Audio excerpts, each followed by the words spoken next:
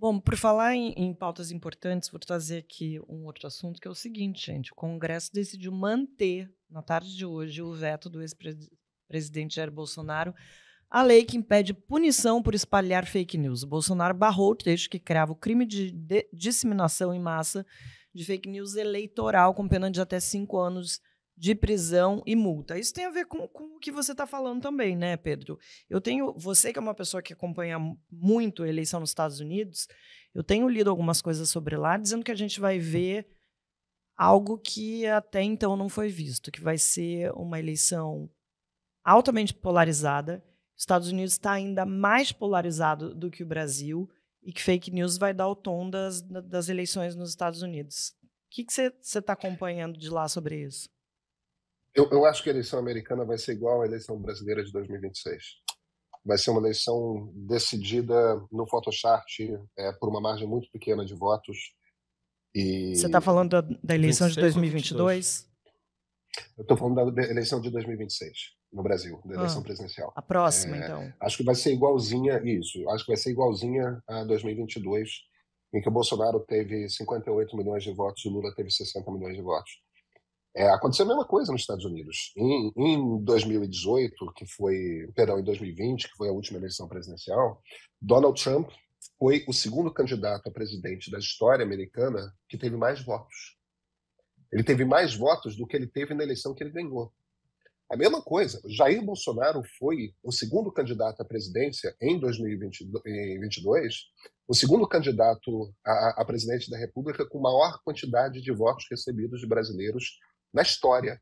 A diferença é que o Lula ganhou 2 milhões de votos a mais. 2 milhões não é nada, tá?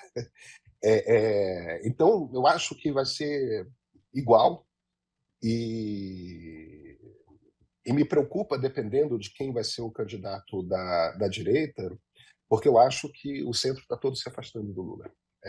O fato de não ser o Bolsonaro o candidato vai fazer com que uma quantidade muito grande de pessoas digam: esse cara aqui sei lá, um Romeu Zema, ele não é um Bolsonaro. E aí a gente termina com o Romeu Zema presidente, que na minha opinião, eu sei que tem muita gente que odeia o Tarcísio, eu acho que o pior cenário que a gente pode ter dos candidatos à presidência é o Romeu Zema, tá? Porque ele é um paspalho, ele não é um cara inteligente, é um cara profundamente incompetente, ele não tem a verba do Bolsonaro, ele não tem...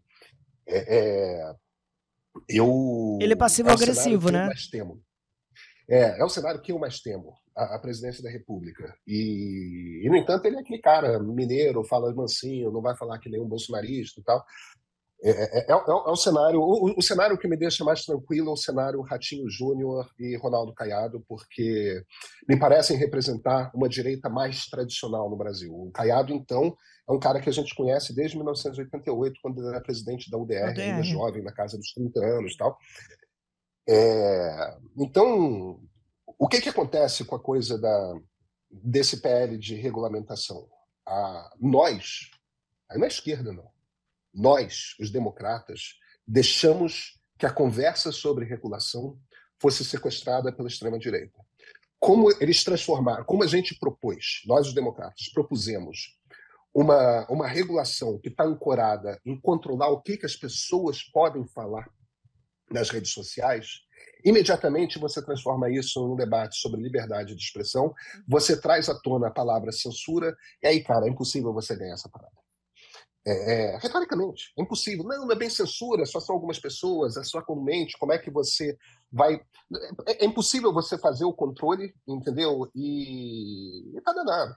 Quando o discurso não tinha que ser regular, o que as pessoas podem ou não podem publicar.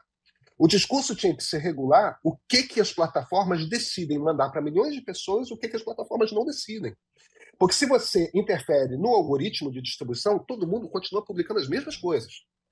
Só que aquele discurso que movimenta o ressentimento das pessoas não chega a todo mundo, entendeu? Sabe como é que você faz isso? Da maneira mais simples. Eu estou acabando de sair aqui do Itaú Cultural em São Paulo, de um debate sobre regulação de inteligência artificial, e isso é meio que consenso de todo mundo. A maneira de você regular é chegando para as plataformas e falar: você não pode ser dono do algoritmo.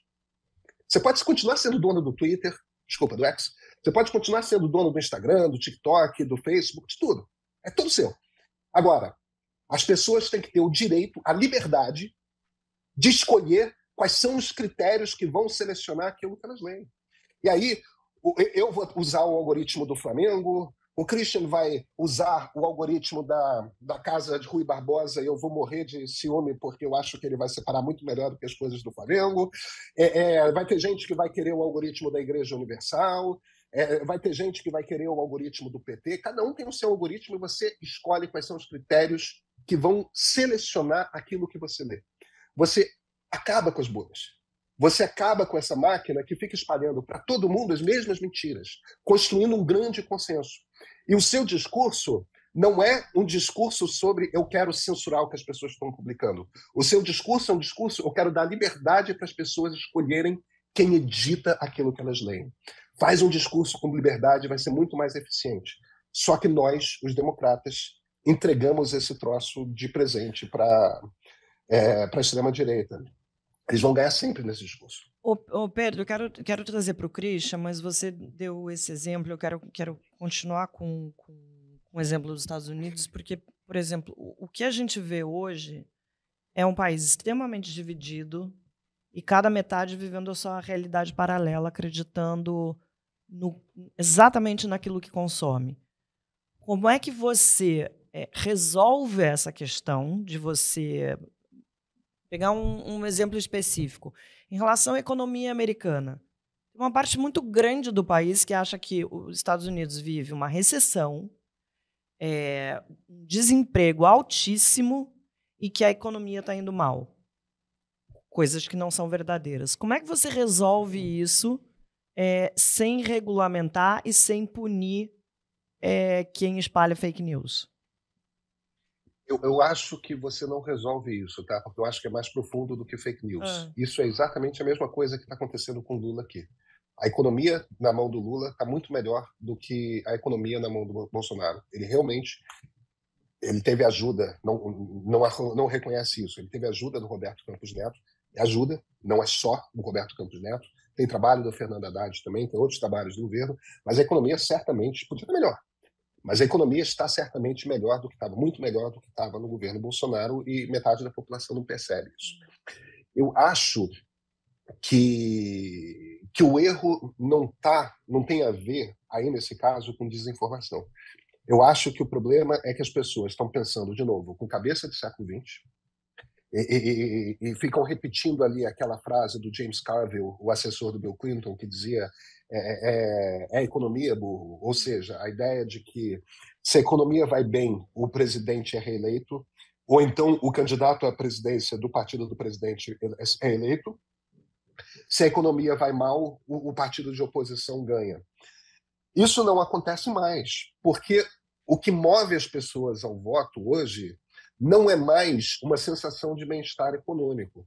O que move as pessoas ao voto hoje é uma sensação de quem é a minha tribo, quem é o meu grupo, quem é... A política se tornou uma política identitária por toda parte, não é só na esquerda, não. A política bolsonarista é extremamente identitária. As pessoas têm um senso de grupo, de tribo, esses aqui são os meus, que é muito profunda. Então, a partir do momento que você cria essa tribo muito sólida e ser bolsonarista faz parte da sua identidade, faz parte da definição que você sempre vai achar que a economia está ruim num governo petista. Se você é trumpista, você sempre vai achar que a economia está ruim num governo democrata. Claro, se a gente tiver um crescimento de 8, 9, 10% ao ano, isso poderia ser diferente, mas a gente só conseguiu isso quando a China estava comprando loucamente do mundo inteiro, né? Isso não é uma coisa que dê para acontecer em condições normais de temperatura e pressão.